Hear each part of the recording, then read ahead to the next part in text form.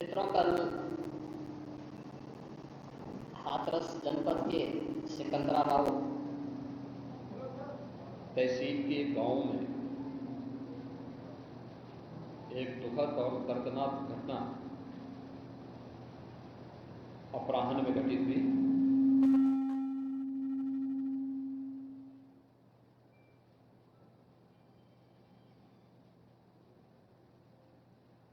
इस पूरी घटना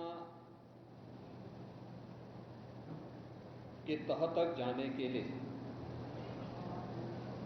शासन स्तर पर हम लोगों ने कल भी जो व्यवस्था बनाई थी, लेकिन प्रथम दृष्टया हम लोगों का यह था कि पहले राहत और बचाव के कार्य को आगे बढ़ाया जाए।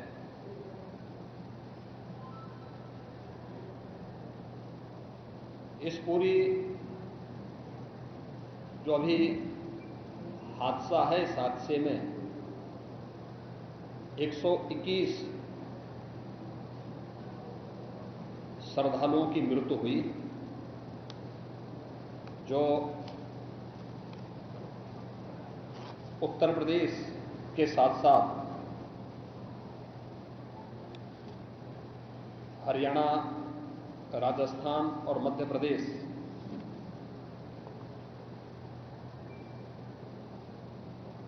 से भी जुड़े हुए थे।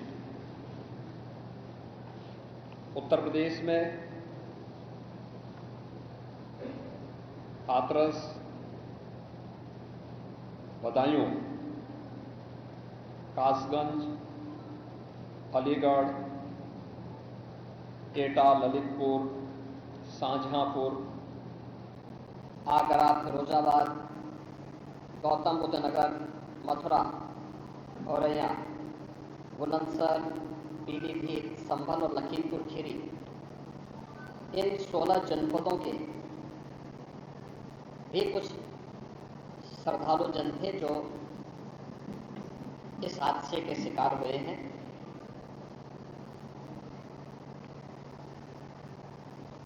एक 121 में से 6 मृतक ऐसे थे जो अन्य राज्यों से थे, जिनमें ग्वालियर मध्य प्रदेश से 1 थे, हरियाणा से 4 थे और राजस्थान से 1 थे।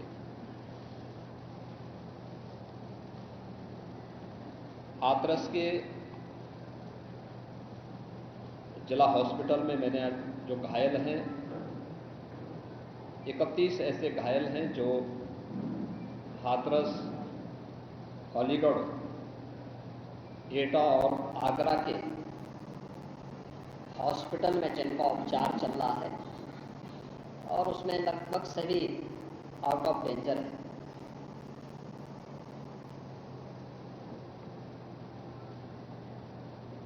हादसे के बारे में जो वहां के चश्मदीद हैं, जो इस घटना के शिकार हुए थे, गंभीर रूप से घायल हो गए थे, उनमें से ज्यादातर जो लोग हैं जिनसे आज मैंने बातचीत भी किया है,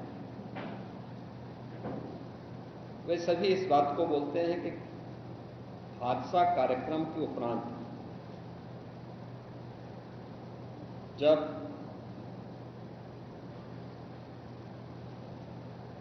इस कार्यक्रम में जो सज्जन वहां पर अपना उपदेश देने के लिए आए थे, उनका कार्यक्रम या उनकी कथा संपन्न हुई तो कथावाचक के मंच से उतरने के बाद जीटी रोड में जैसे ही उनका काफिला आया था तो उन्हें छूने के लिए जब महिलाओं का एक दल उधर बढ़ा तो उनके पीछे पीछे भीड़ गई और इसी के बाद वे एक दूसरे के ऊपर चढ़ते गए। सेवादार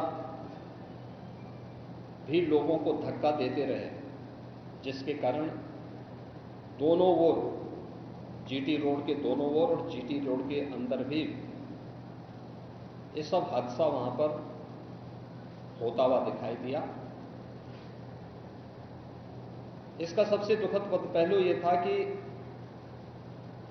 इस प्रकार के आयोजन में जो सेवादार प्रशासन को अंदर घुसने नहीं देते,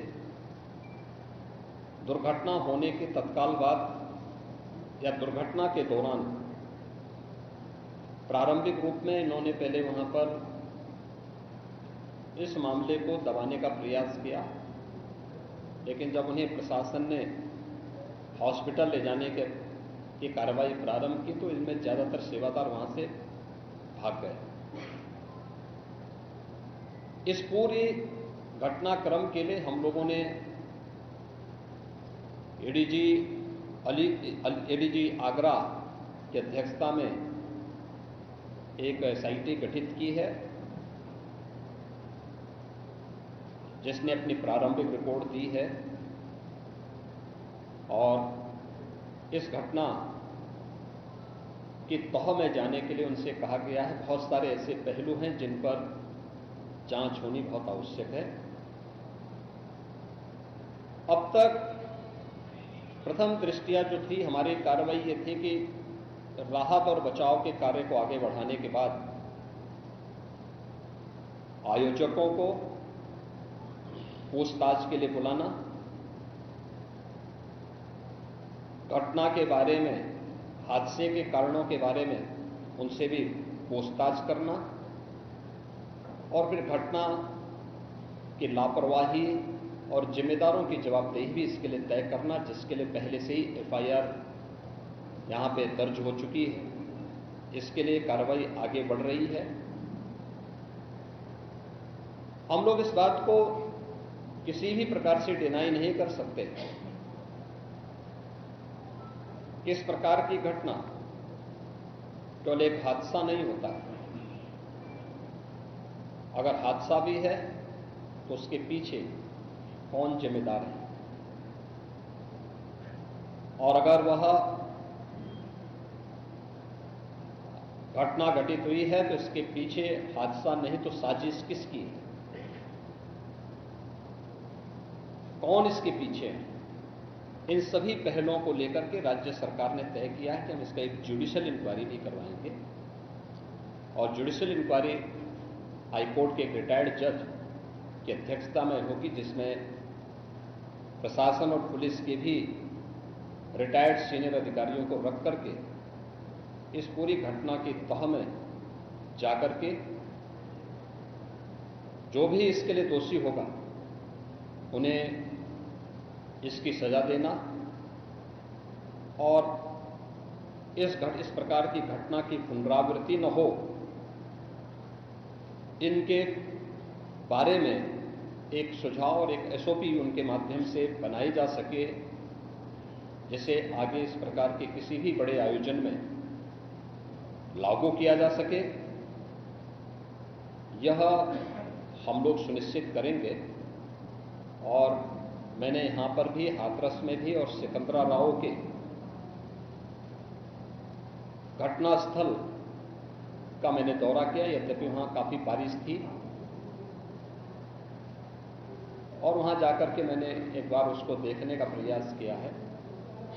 यद्यपि प्रशासन ने पहले से इसके मैप भी बना के तैयार किए थे और भेजे भी थे, लेकिन हादसे के कारणों की प्रारंभिक व्यवस्था देखी जा सके इसको देखने के लिए वहां पर मैं स्वयं गया था। और हमारे 3 मंत्री यहां पर कल से ही कैंप कर रहे थे। मुख्य सचिव और पुलिस महानिदेशक भी यहां पर कल से ही कैंप कर रहे हैं।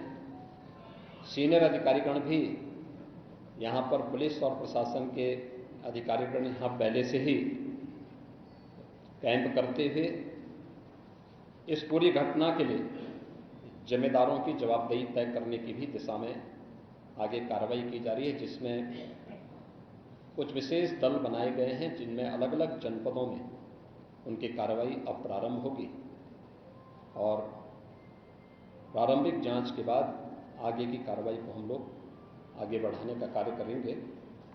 यह यहाँ की घटना के बारे में था और जुडिशियल इंक्वायरी के बारे में आज ही इसके नोटिफिकेशन शासन के द्वारा भी जारी हो जाएगी।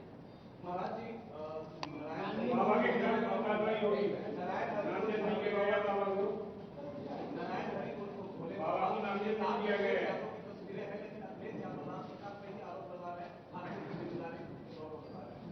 देखिए, कुछ लोगों की एक प्रवृत्ति होती है कि इस प्रकार के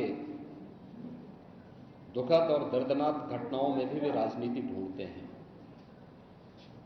और ऐसे लोगों की ये फितरत है कि चोरी भी और सीना चोरी भी। यह हर व्यक्ति जानता है कि सज्जन के फोटो किसके साथ में हैं, उनके राजनीतिक संबंध किन के साथ जुड़े हुए हैं।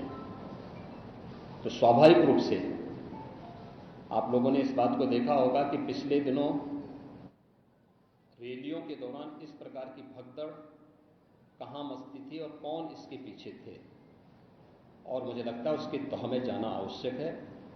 जो लोग निर्दोष लोगों के जीवन के साथ खिलवाड़ करते हैं, और उनकी जवाबदेही भी इसके साथ तय होगी।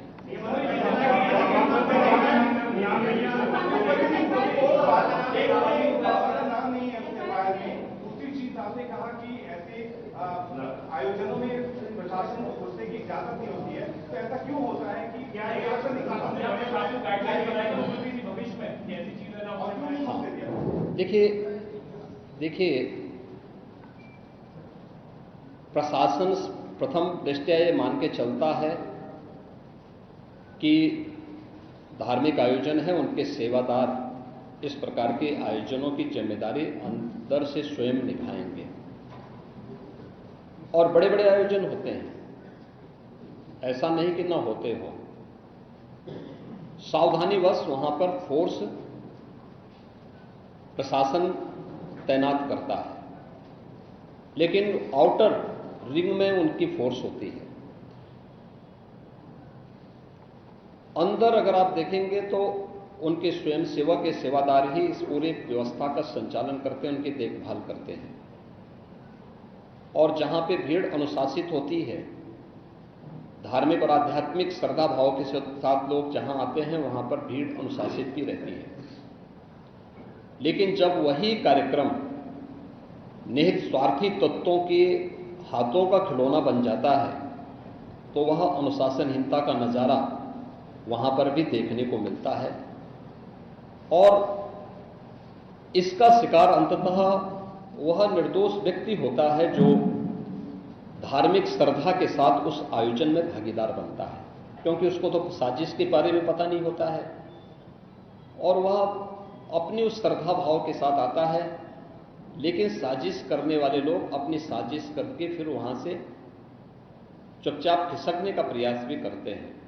होना यह चाहिए था कि अगर हादसा था तो सेवादारों को वहां पर इस पूरी घटना को पहले तो अपनी व्यवस्था को सुदृढ़ करना चाहिए था, और अगर सुदृढ़ नहीं कर पा रहे थे तो प्रशासन का सपोर्ट लेकर के हादसे के शिकार लोगों को हॉस्पिटल पहुंचाने की व्यवस्था करनी चाहिए थी, उपचार की व्यवस्था करनी चाहिए थी। इसका सबसे दूसरा जो पहलू ये है कि हादसा में लोग मरते गए और सेवादार उससे पहले वहां से खिसक करके भाग चुके थे, और इसीलिए हम लोग इसकी तह में चलेंगे। और मैं इस बात के लिए आपको इस बात के लिए मैं कह रहा हूं ना कि मैंने इसीलिए जुडिशियल कमीशन के बारे में राज्य सरकार ने इसको तय किया है। हम इसके तहत निष्कर्ष पर आएंगे, और इस प्रकार के बड़े बड़े आयोजन हम लोग करते रहे हैं, लेकिन कहीं भी कोई इस प्रकार की चीजें नहीं आई हैं। और मुझे लगता है हम लोगों ने इस प्रकार के बड़े बड़े आयोजन हमेशा किए हैं, कुंभ जैसे बड़े आयोजन किए हैं, बड़े बड़े कार्यक्रम होते रहे हैं। लेकिन इसीलिए मैंने कहा कि इसकी तह में जाना आवश्यक है कि आखिर इसके पीछे कौन लोग इसके लिए जिम्मेदार हैं। दूसरा, राज्य सरकार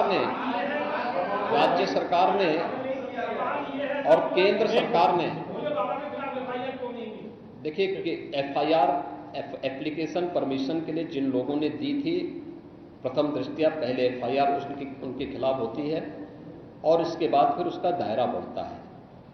ये सभी अन्य लोगों के दायरे में आएंगे, जो भी इसके लिए जिम्मेदार होंगे वो इसमें आएंगे। केंद्र और राज्य सरकार ने आर्थिक सहायता की भी घोषणा की है। जो निर्दोष लोग इस पूरे हादसे के शिकार हुए हैं, उनके जो नाबालिग बच्चे हैं, जो स्कूल में पढ़ने वाले बच्चे हैं, उनको हम उत्तर प्रदेश मुख्यमंत्री बाल सेवा योजना के अंतर्गत उन बच्चों की पढ़ाई की व्यवस्था हम लोग राज्य सरकार से करवाएंगे। उन्हें जिस भी स्कूल में पढ़ रहे होंगे, जिन भी संस्थाओं में पढ़ रहे होंगे, या उनके स्कॉलरशिप आदि की व्यवस्था के लिए भी राज्य सरकार ने तय किया है। और प्रत्येक मृतक के परिवारजन को भी केंद्र और राज्य सरकार मिलकर के 4 लाख रुपए की सहायता और गंभीर रूप से घायल व्यक्ति को 1 लाख रुपए की सहायता दे रही है। धन्यवाद।